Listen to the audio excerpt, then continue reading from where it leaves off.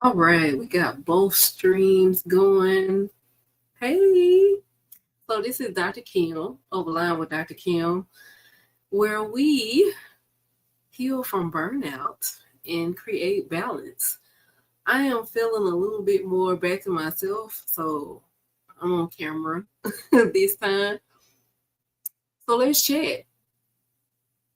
Emotional intelligence.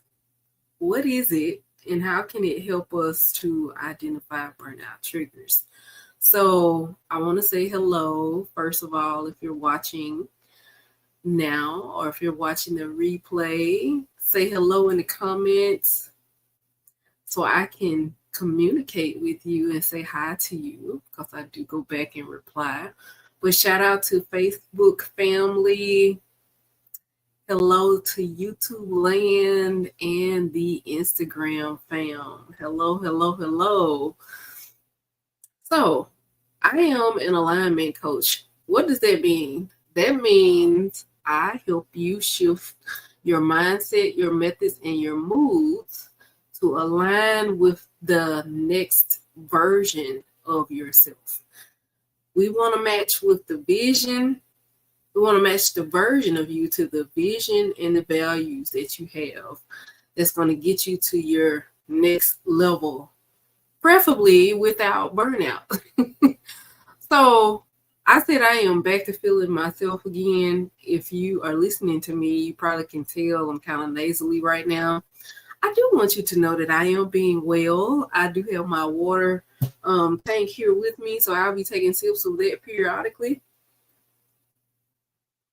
Just did now. I'm going to keep that going.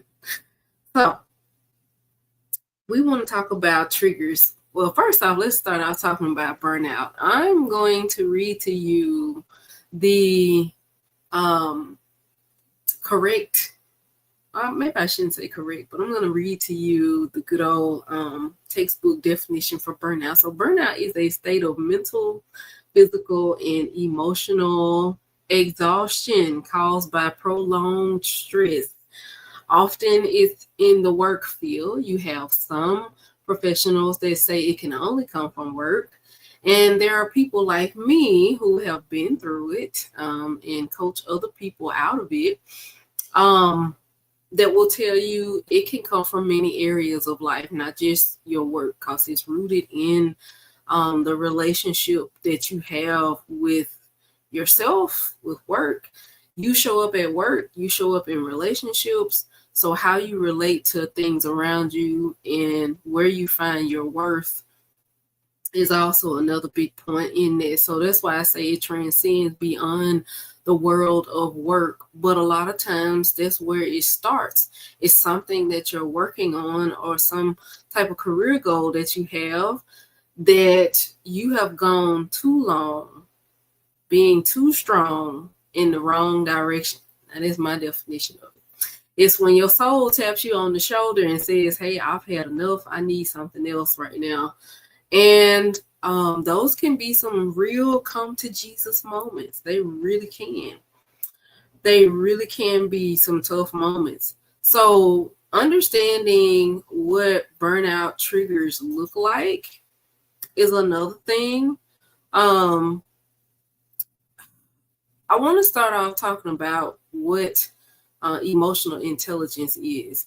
I want to read to you this definition of it as well. So, emotional intelligence, we're going to talk about it tonight, is the ability to understand and manage your own emotions, as well as recognize and influence the emotions of others. It's the ability to understand and manage your own emotions, as well as recognize and influence the emotions of others. Why influence? Because we can only manage and control our own inner world. We influence other people. Some people think they have emotional intelligence and they really are being manipulative. They really are being extremely persuasive to the point of being aggressively persuasive. We're not talking about any of that.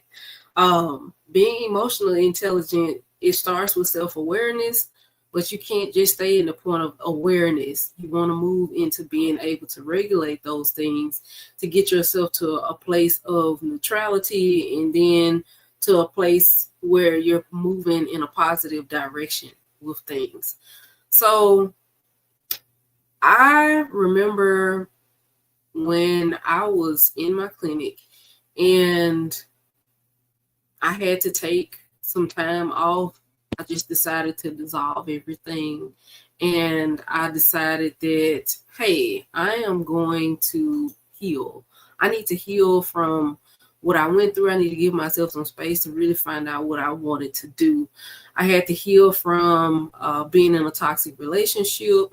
I had to heal from being in a toxic, traumatic work relationship. Even the work company was started and built by me. And once I just started pouring back into myself and understanding what made me happy, what gave me joy, what caused me to want to get up in the morning, I started to feel my energy sources come back up. So when I talked about the physical, emotional, and mental depletion that comes with burnout. So what happens to you physically? Physically, you can feel this dread, this fear in your body. It's a type of stress where it's never ending. Like you never see the end of it. You take a break on the weekend, you take your breaks at work, and it's always something else that comes up behind it. And so physically, they may manifest or turn into gastrointestinal, stomach issues, headaches, skin issues, like breaking out into hives, like constantly getting like sickness and things like that. The stress can start to elevate in your body. Messing with your sleep is another thing. Making you extra hungry, or you're overeating, you're undereating, because your body is sending off all these different alarms, because your body is in a fight or flight mode. It thinks it's being chased by lions, tigers, and bears, even though the stress is in the form of clients, customers, management, people above you, people that work beside you, people on your team, your coworkers, all in those forms. And being able to face that on a day-to-day basis, your body will start to let off different signals, especially if it's a heightened sense of stress that you're always having to deal with and it never starts to calm down. What goes on in your body mentally? Mentally, you can have this confusion, this brain fog. Emotionally, you just start to draw away from work. You're missing things, you're making more mistakes with things, and you go into overworking, trying to correct things because of the burnout, and that causes more burnout. So it's an insidious cycle that goes over and over and over again, which is why it is helpful for you to start understanding, to stop and pay attention to what's going on the inside of you. The pause, being able to pause with the stress, not just necessarily stop everything, but you have to give yourself many breaks throughout the day. You have to give yourself time to just listen to your body instead of steady going forward. That's the first thing, in being aware that these things are even going on, because it can run deep to the point, to a chronic point, to where you are drawing away from your passions. You no longer want to be around certain people. You're irritable. It's like your mood has changed, and you're in the doctor's office trying to figure out what's going on, why I have no energy, why am I so upset, and I'm just unhappy all the time. Those things, you can, when you get to a crossroad, I have to say that there will be a moment that will come, and you will have to pay attention to the things on the inside, right? So where does emotional intelligence comes in? Starting with the self-awareness, starting with the moments where you're pausing, just to understand what's going on the inside of me. why am I feeling these things? Where is this coming from? Asking yourself these questions and seeing what you can do about it, the things that are in your control. For one moment, we can stop looking at what the people on the job are doing, what the people in my household are bringing towards me, and start looking at within. It's like, what is going on the inside of me right now that needs my attention from me? Do I need to put these things on pause? Do I need to set up some boundaries somewhere? Do I need to make my no stronger? Do I need to communicate? Do I need to practice saying my no? Do I need to figure out how I can delegate and lighten these loads? Is there something that I need to do mentally? Do I need to stop letting people push my buttons? Do I need to pick and choose my battles when certain people come in with certain attitudes?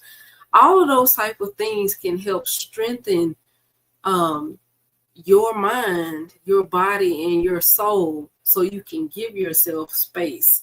You can give yourself space between the thing that's causing you stress and yourself, so you can figure out which way you want to go. So being aware of what goes on in your mind, well, I'll say physically, because sometimes we can't even be aware of what's going on mentally with everything. It can get that bad. So what's going on physically? Stuff like fatigue. Do I have headaches all the time? Am I having digestive issues? A lot of times people with Crohn's disease and all these autoimmune disorders, it's because of loads of stress, internal stress, mental stress, physical stress, emotional stress that a person takes on. If you got thyroid issues, some of those things can come from the stressors and the consistent and persistent burnout that you've been experiencing. This is why stress management is so important. Being able to reduce your workload, being able to reduce your perception of things in your mind, how you think about it, your relation to it, all of those things, being able to sort through those things can help to decrease the stress that's in your mental, physical, and emotional self. Some emotional triggers might be things like the irritability, the anxiety, the depression, and then we start to see things in our behaviors, right? In the behaviors, we're not as productive as we once were. We're not hanging out with our friends like we used to. And people start to notice it. And the other thing is the substance abuse that starts to come in. There are some unhealthy things that people will do when they're in pain. And if you're somebody that you've had those things going on, I'm gonna just pause to give you some grace, because it's okay to admit to yourself that, hey, I've been in this habit a little bit too long, and I'm starting to be concerned about what's going to happen if it keeps continuing. That's what burnout will do. That's one of the lies that it will tell you, that, okay, I just need to have this here so I can ease and calm my nerves, so I can get through this day, so I can get through that day. And you're looking for external things to help solve an internal issue.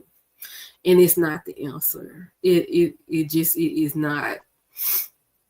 So even with emotional intelligence, and we're aware of those things, like I was telling you before, we can't just be aware of them. We need to practice and have those self-regulation skills.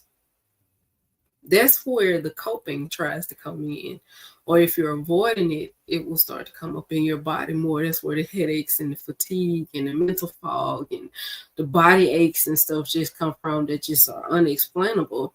And we're saying it's the stress from the job, and that's a portion of it, but it's like too much stress going on that needs to be eliminated. And it can be worked on in two ways. There's some internal things that you can do, and definitely there are some external things that need to go on at work as well. So it's not just all on you. I always tell people, I'm like, your work you need to evaluate where you're working and see what else can change. Is it temporary? Is it seasonal? The stress has an end date. There's always an end date to the stress. But the self-regulation skills, having other positive coping skills, whether that's in meditation, whether that's in journaling. I'm not one of those people that will tell you to, feel your way through the stress and just get a stress ball. I do want that, for us to learn how to invite calm in the moment, but we can't just be, calm all the time. We have to start doing some things to solve it, whether it's increasing your self-care, whether it's setting your boundaries, things like that. I'm getting ahead, but there are some things that you can do to prevent the burnout from coming in.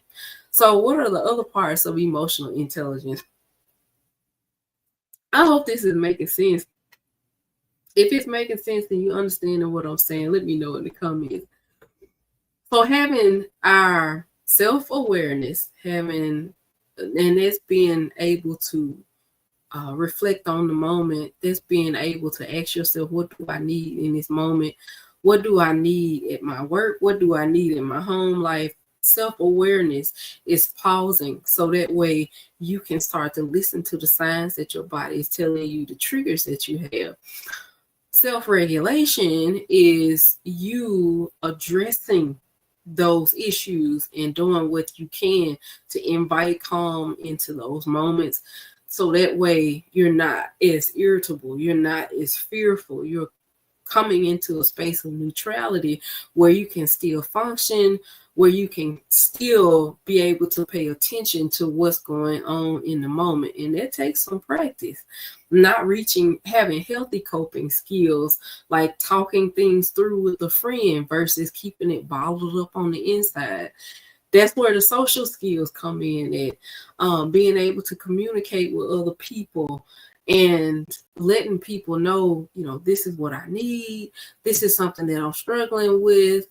Empathy, having empathy on yourself. Sometimes you have to, have empathy on yourself as well before you start to have empathy for other people.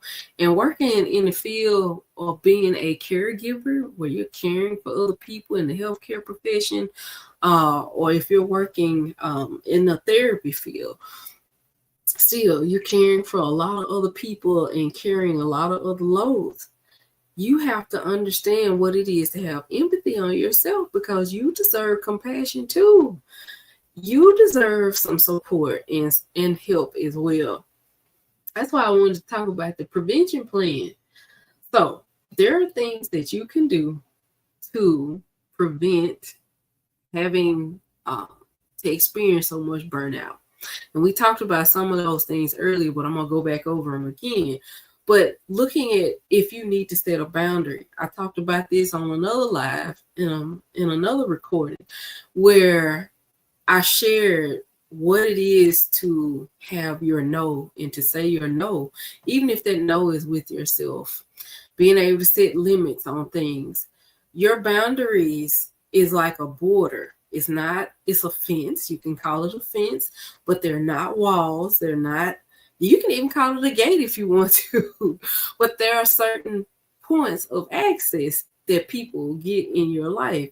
You have to know where people can enter in and be able to communicate that, know when it's time for them to leave, and know what standards you have for them staying over on your side of the fence or the gate, and knowing who needs to get booted on the other side of the fence. Those are your boundaries. Your boundaries help you have wonderful and great experiences, and it helps communicate to other people, this is how you can have a wonderful, great experience with me. And it's a win-win when you look at it that way.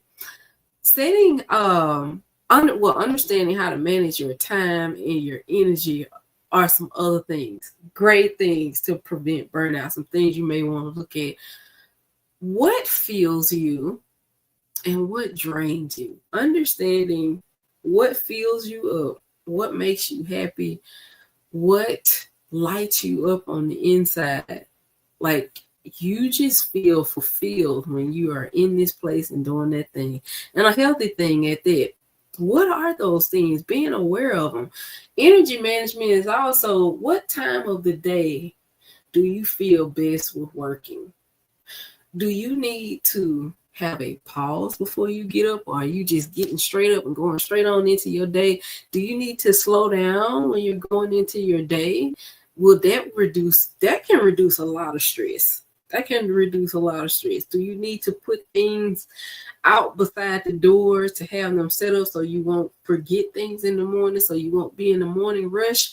All of those things can help you with preventing just this unnecessary load of stress in your life, and managing your time, knowing how to best utilize your time. There are different techniques, and that's an entirely other live with how to do time management. Those time management skills are necessary because you will be starting one thing and you'll look up 5 hours later and it's like, where did the time go? Especially if you're somebody that's, you have you don't have time, what they call it, time blindness. You're not aware of the time that goes by. You can get just so ingrained into one thing. I'm raising my hand because I'm somebody that does that. I have to use, oh gosh, I have it over here beside me, but I don't think it'll show up in the camera. But there's a technique called a Pomodoro technique. And I say all of us went through this because it's like we went through time block schedules, or you may be doing it now, or your children may be doing it. But when we were in high school, you know, you had periods of time when you were in the class and then you would change classes. That's what a Pomodoro is. We are all used to it. But when we have our own work that we created, it's like we forgot about it. But yeah, you can work in time sections and in blocks of time to make yourself more productive as well. That's just one thing. Let me move on. Your self-care. You definitely have to observe self-care. This is what's going to fuel you in choosing the right type of self-care that you need. Self-care is anything that is making you mentally, physically, emotionally, environmentally well. Having a great sleep schedule, having a good night's rest is self-care. Putting on lotion that you like or oil that you like after you get out of your shower, that is self-care. Self-care is also going to bed early and telling yourself, nope, I'm going to turn off the Netflix. I am not going to watch one more episode. I am going to sleep. Saying no to yourself is also self-care. And finally, seeking support. Seeking support. When you love yourself, you will invite other people in to support you. You will recognize that, you know, hey, I deserve help. And I recognize that there are people that have a wonderful gift and talent for the things that I don't like to do. And they can come in and they are happy to do those things that you don't like to do.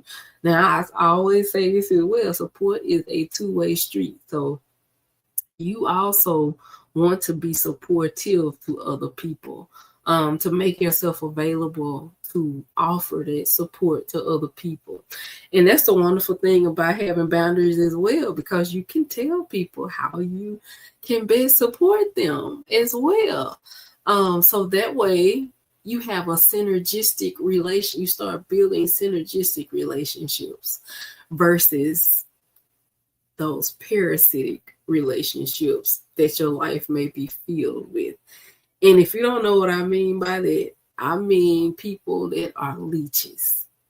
When I first heard somebody say that, it was not that many years ago. I was like, leeches? How can people be leeches?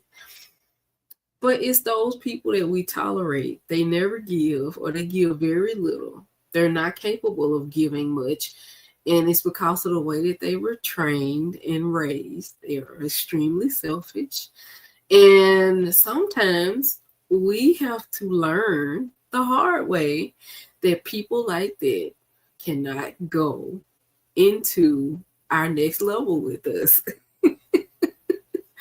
They cannot go. And so we go from having parasitic relationships to having synergistic relationships.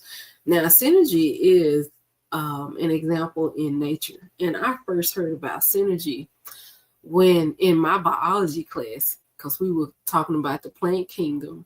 And it was a strange phenomenon how this certain type of plant and ants, they would work together. The plant offered a water system where the ants could be hydrated, and the ants offered a cleansing to the plant system to keep it free from parasites as well. So it was a synergistic relationship. In our culture and in some other cultures, we call it you scratch my back, I scratch yours. But it was very win-win. It was a win. Everybody wins. Everybody gets something. Developing synergy. I think that was one of the Stephen Covey's book about the habits of highly effective people. There's a chapter in there about that for my readers out there, and those of you all who want to look that up. But yeah, if you know you need more synergistic relationships, I want you to comment there below. But those are the things as far as understanding, how can it be working on your emotional intelligence, which is your self-awareness. We don't just need self-awareness, but we also need self-regulation. We also, after self-regulation, we also need to have work on our social skills. And that's communicating the boundaries to people. That's offering support, asking for support from people. And it's also developing your level of empathy. And we went over the things that you can do to prevent burnout as well. I definitely feel like I went maybe a little too long, but I really wanted to share this with you all. I didn't get a chance to click over to Instagram, fam. Yes. Hello, people. How y'all doing? I don't know how that's coming through, but I'll go back and check it later. But yeah, thank you so much for chiming in, for listening in. If you're listening to this later, like I said, say hello in the comments. And I will see you in the next one.